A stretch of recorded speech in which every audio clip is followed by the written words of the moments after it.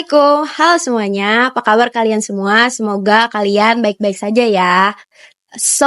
Di siang hari ini aku mau bincang-bincang seputar teknologi informasi dan komunikasi bersama salah satu brand ambassador dari Moon.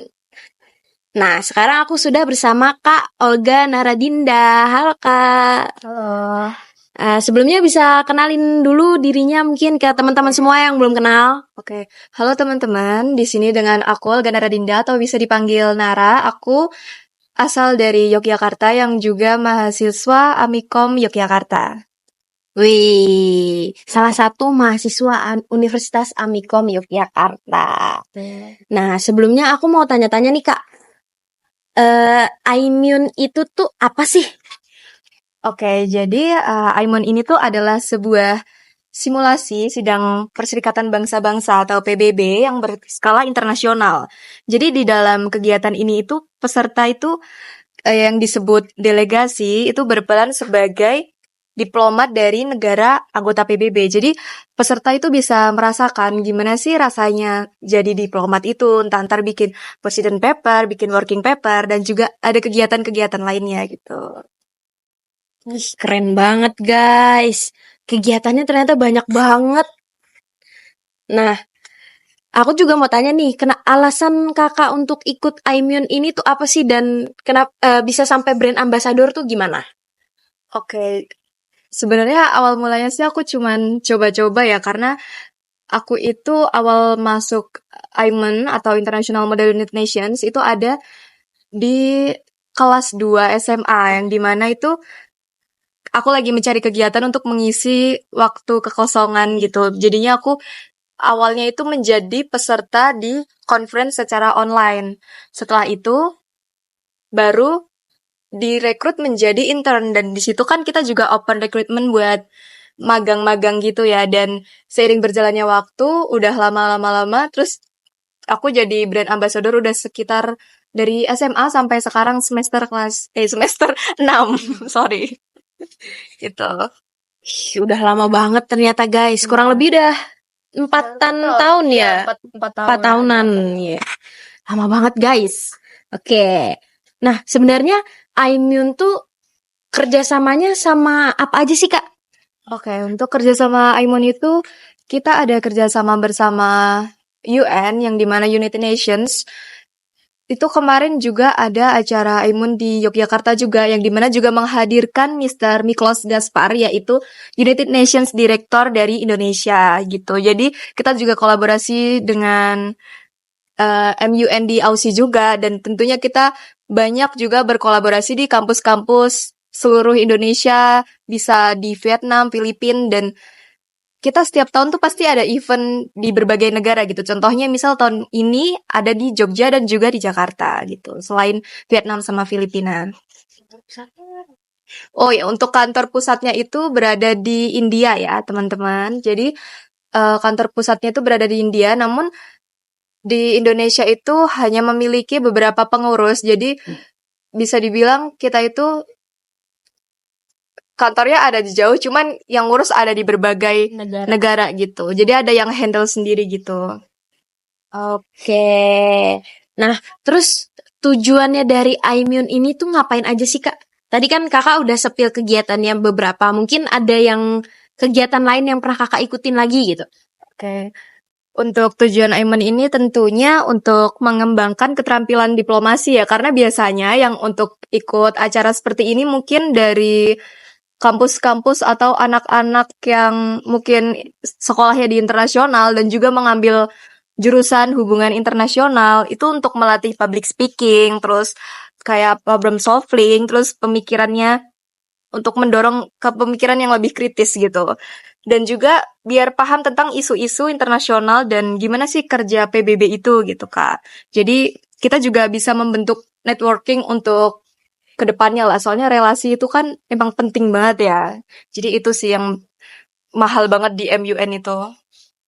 Oh, I see. Nah, menurut sumber nih yang aku baca dan aku sempat lihat-lihat di Instagramnya Immune, Aimun ini kan baru-baru ini ngadain acara di Universitas Muhammadiyah Yogyakarta, betul kan Kak? Ya, betul. Nah, di acara itu tuh Kakak ngapain aja dan posisinya tuh jadi apa sih? Oke. Kebetulan aku waktu di Aimen UMY itu, aku berposisi sebagai organizing komite yang dimana itu kita menghandle komite-komite yang ada di sana kan ada WHO, WFP, UNWOMEN, terus UNESCO dan sebagainya. Itu aku bersama teman aku ada Amelia, ada Kailas dan lain-lain dan tentunya bukan hanya dari negara Indonesia aja. Yang kebetulan temanku kemarin itu yang jadi panitia organizing komite juga ada yang dari India, ada yang dari Arab, Aussie, banyak sih pesertanya dan mungkin kalau dibilang pengalamannya apa tuh ya berkesan banget sih karena baru pertama kali kita mengadakan MUN tuh di Jogja tuh baru kemarin ini yang kolaborasi dengan UMY dan juga untungnya pesertanya tuh juga 200 lebih lah, ya banyak gitu dan pihak kampus UMY pun juga apa ya ngasih applause gitu karena pertama kali juga mereka melihat MUN secara langsung gitu. Oh, ternyata seperti ini dan selain itu kan kita juga ada hiburannya gitu ya, kayak seperti menampilkan tarian tradisional, terus menggunakan pakaian-pakaian yang mungkin dari khasnya sendiri. Kemarin juga ada yang dari India itu dengan ciri khas jogetnya, itu dia menampilkan tari-tarian di closing ceremony, opening ceremony dan masih banyak lagi teman-teman yang menampilkan bakat-bakatnya di situ juga. Jadi itu selain apa ya mendorong kita buat berpikir ke lebih kritis dan sebagainya itu juga sebenarnya buat ngerekatin networking gitu loh Kak. Soalnya selain tegang-tegang gitu juga ada seriusnya lah. Serius dan apa hiburan-hiburan yang banyak terselip di situ.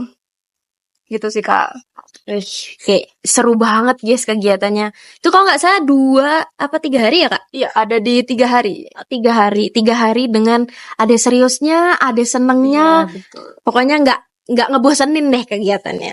Nah, Immune kan bergerak di skala global ya Kak, menghubungkan beberapa negara, nggak cuma Indonesia aja. Tadi Kakak bilang ada Aussie, terus kantor pusatnya ada di India. Nah, gimana sih tiap negara ada delegasinya atau perwakilannya? Tentunya kan Immune sendiri itu memanfaatkan teknologi dan teknologi informasi dan komunikasi. Nah, sejauh ini pengaruhnya TIK di Immune tuh apa sih Kak? Oke, tentunya TIK itu sangat berpengaruh ya, soalnya kita kan juga ada di berbagai tempat, berbagai kota, dan berbagai negara yang harus mengurus event Aimun itu. Dan kita kan juga ada online-nya ya, jadi untuk komunikasi dengan peserta itu biasanya kita menggunakan Telegram, karena kalau Telegram itu kan banyak ya digunakan apalagi di luar gitu kan, di luar negara itu mereka menggunakan Telegram sebagai apa ya mungkin untuk informasi komunikasi kita kayak membuat grup-grup gitu selain menggunakan email website dan Instagram kita juga ada Telegram buat komunikasinya gitu Kak. Oke, berarti Immune sendiri tuh punya kayak aplikasi atau web khususnya gitu kan untuk kayak Telegramnya itu dan Instagram ya untuk kayak misalkan ngobrol untuk berbagi informasi dan lain sebagainya. Nah, ada nggak sih web atau aplikasinya dari Immune sendiri? Kalau untuk aplikasi sebenarnya kita belum ada, cuman kita mempunyai website yang dimana itu bisa mengakses kayak mungkin detail conference, terus detail cara mengikuti magang di MUN itu gimana sih, terus juga testimoni-testimoni dari para peserta yang masuk di website itu semua ada di situ. Jadi mungkin peserta yang ingin mendaftar itu bisa melihat website itu untuk tahu lebih dalam apa sih Aimen itu, gimana sih cara kerjanya dan detail untuk acaranya pun juga ada di situ gitu. Detail pendaftarannya juga ada Iya, ya? detail pendaftarannya juga ada di website dan kita tuh menggunakan link dari website juga untuk mendaftar peserta Aimen baik online ataupun offline gitu. Oke, jadi kalau mau daftar Immune bisa offline ataupun online. Nah, dengan adanya teknologi informasi dan komunikasi, kira-kira ngebantu atau malah mempersulit nih Kak? Oke. Kalau adanya teknologi ini tentunya juga membantu kita ya agar lebih mudah yang dimana kita itu berbeda-beda tempat, beda negara, beda daerah, dan juga Tapi bisa jadi iya bisa koneksi. buat apa ya, koordinasi lah ya. Karena kadang juga jadi miskom juga sih. Ya, biasalah bahasa-bahasa orang luar gitu kan, apalagi kalau orang India yang selalu kayak kesannya maksa-maksa kayak gitu. Tapi kita bisa tetap kekoordinasin dari tim-tim yang lain juga, dari WhatsApp group, mungkin nanti ada yang nge-handle Telegram dan juga admin Instagramnya, website dan sebagainya gitu. Ini tentunya sangat membantu sih. Oke, nah dari platform-platform tadi yang udah kakak sebutin, dari webnya, dari Instagram, dari Telegramnya, nah menurut kakak tuh aplikasi atau media mana yang paling efektif untuk teknologi informasi dan komunikasi di Immune itu sendiri?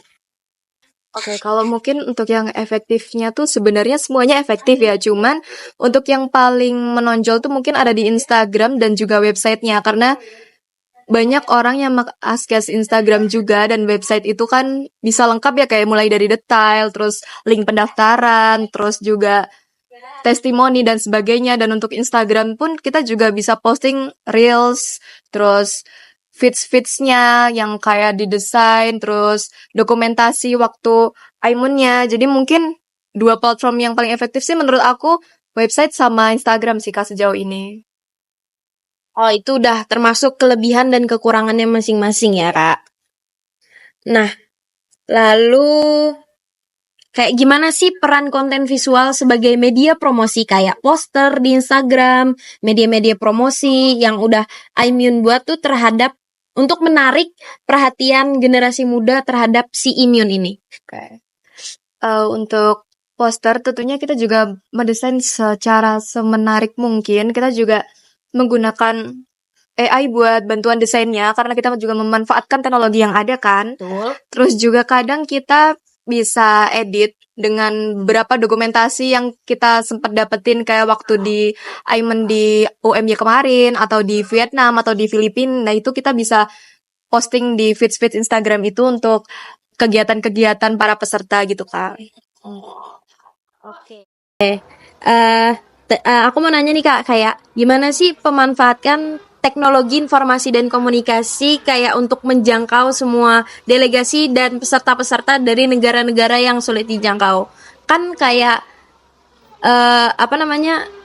Ada platform kayak Zoom, Jimit. Nah, kalau semisal kayak gitu tuh pemanfaatannya pakai media apa sih, Kak? Oke, untuk pemanfaatan MUN sendiri, kebetulan kita juga ada event MUN online. Jadi mungkin bagi peserta yang belum bisa mengikuti MUN secara offline, terhalang waktu, biaya dan sebagainya, kita juga menyediakan opsi yang untuk online gitu, yang dimana platformnya itu melalui Zoom. Jadi nanti peserta bisa mengikuti conference secara online di Zoom, lalu juga nanti sertifikatnya juga akan dikirim secara online melalui Gmail gitu, Kak. Dan kita juga untuk meeting antar komite-komite lain juga mungkin bisa menggunakan Gmeet dan lebih seringnya menggunakan Zoom sih. Oke, jadi untuk menjangkau itu semua pemanfaatan teknologinya adalah menggunakan Zoom dan Jimit. Nah, seperti apa sih Kak contoh edukasi yang dilakukan oleh lembaga Immune jika hal tersebut dilakukan secara virtual? Kayak apa sih yang didapetin sama peserta-peserta? Terus biasanya kalian ngebahas apa aja sih? Next project event kah atau apa gitu? Oke, kalau untuk peserta Aiman, untuk konferensinya itu sebenarnya nggak ada beda antara online sama offline. Sertifikatnya juga masih sama, desainnya sama, semuanya sama, alurnya sama, dan di online pun juga ada chair yang akan membantu membimbing dalam conference itu gitu. Jadi sebenarnya kalau dari peserta conference itu baik offline atau online itu sama saja. Cuman tentunya kalau offline itu kan lebih banyak pengalamannya ya kayak, dan mungkin kalau untuk komite-komite yang mengurusnya itu ya sama juga sih, kita menggunakan platform Zoom atau Jimit itu buat kayak koordinasi gitu yang mungkin ntar kita bisa lanjutin ngedatanya lewat Excel, terus juga nyimpan foto-fotonya di Google Drive dan sebagainya. Kita juga memanfaatkan beberapa software-software yang lain gitu. Oke, nah tadi kan kakak sempet singgung soal pemanfaatan artificial intelligence atau yang kita kenal AI untuk mendesain atau pemanfaatan promosi ya kan. Nah, itu biasanya diajarin nggak, diedukasi nggak selama ikut Immune atau emang itu tuh cuman untuk memanfaatkan teknologi yang ada aja? Sebenarnya kalau itu dari tim desain ya, yang kebetulan emang di Aimen itu ada beberapa tim desain yang juga mengurus tentang poster atau feeds di Instagram dan web itu juga berbeda-beda yang menghandle, dan mungkin untuk keberadaan AI yang sekarang itu kita juga memanfaatkan teknologi yang ada gitu Kak. Jadi untuk desain-desain biar lebih menarik, karena juga kita mengikuti teknologi yang zaman sekarang kan, anak-anak Gen Z dan sebagainya, itu kan kita harus mengikuti perkembangan zaman gitu. Jadi mungkin kalau untuk ke yang pemanfaatannya itu kita manfaatkan di bagian visual desainnya aja sih Kak untuk AI-nya. Oke, menarik banget guys, kegiatannya banyak, seru, nggak ngebosenin, kita juga dapat ilmu yang banyak ya Kak, terus bisa ketemu sama teman-teman dari berbagai negara, dan diajarin sama coir-coir yang berpengalaman di bidangnya. Asik banget gak sih? Nah, kira-kira nih Kak, pada 5 atau 10 tahun mendatang gitu loh, cara Immune dalam melakukan kampanye promosi lewat pemanfaatan teknologi informasi dan komunikasi masih relevan gak sih? Maksudnya kayak masih bakal terus berkembang kah? Atau punya, atau apa ya, kayak buat polanya sendiri kayak gitu? Oke. Kebetulan aku juga menjadi brand ambasadornya, yang dimana aku tuh ibarat kata menjembatani antara Aimen dan juga mungkin para orang tua atau para peserta yang masih kebingungan buat daftar, buat bayar dan sebagainya, itu juga bisa melalui saya. Jadi itu semua sih menurut saya efektif ya dalam 5 atau 10 beberapa tahun yang mendatang. itu teknologi itu masih tetap digunakan sih Kak, apalagi media sosial yang dimana sekarang juga aksesnya mungkin lebih banyak dan orang-orang juga udah lebih melek terhadap digital gitu kan. Jadi mungkin kita tetap post terus di bagian promosi di yang sosial medianya, dan juga kan banyak juga brand-brand ambasador dari negara lainnya, dan kita itu juga ada rewards gitu. Jadi kalau misal ada namanya kategori best intern, itu tuh ada di setiap batch intern yang mereka ikuti gitu. Nanti kalau emang yang kinerjanya bagus, itu nanti juga sertifikatnya itu bisa berbeda daripada yang lain. Jadi kita kayak ada skala-skalanya gitulah. Kayak misal target yang pertama ini segini, itu nanti sertifikatnya mungkin bisa silver, terus yang atasnya bisa golden, terus yang paling banyak itu nanti bisa jadi best intern dan juga diposting di sosial media Aimen-nya gitu. Nah, itu sertifikatnya bisa berguna buat apa Kak? Oke. Kalau untuk sertifikatnya itu kebanyakan orang mendaftar buat Aimen tuh juga misal mau masuk ke universitas gitu, kayak misal habis UTBK itu kan kita butuh sertifikat ya, atau mungkin mahasiswa-mahasiswa yang ada di tingkat akhir yang mau yudisium, mau wisuda atau mau mengajukan judul, itu kan juga ada ketentuan dari kampus yang harus mempunyai minimal sertifikat lah, dan kebetulan sertifikat kita ini sudah diakui oleh UN juga, UN dari AUSI, dan juga kita bisa terverifikasi gitu. Jadi itu penting banget, apalagi sekarang ada platform yang namanya LinkedIn kan, itu bisa ngebuat kita banyaklah pengalaman ditaruh di CV, juga masuk untuk daftar-daftar kuliah, kerja atau apa juga itu bisa diinputkan gitu Kak. Wih, seru banget. Nambah pengalaman, bisa dimasukin CV lagi. Keren. Asyik, Kak. Nah, udah nggak kerasa nih kita ngobrol-ngobrol banyak banget sama Mbak Olga Naradinda. Kita udah ada di penghujung acara nih, guys. Aku sebagai pembawa acara memohon maaf apabila selama perbincangan tadi banyak salah kata atau kehilafan. Mohon dibukakan, minta maaf yang sebesar-besarnya ya. Dari sini kita bisa mengetahui apa sih lembaga Immune itu, untuk mengetahui bagaimana pemanfaatan teknologi informasi dan komunikasi di dalamnya. Akhir kata saya ucapkan wassalamualaikum warahmatullahi wabarakatuh. Bye bye.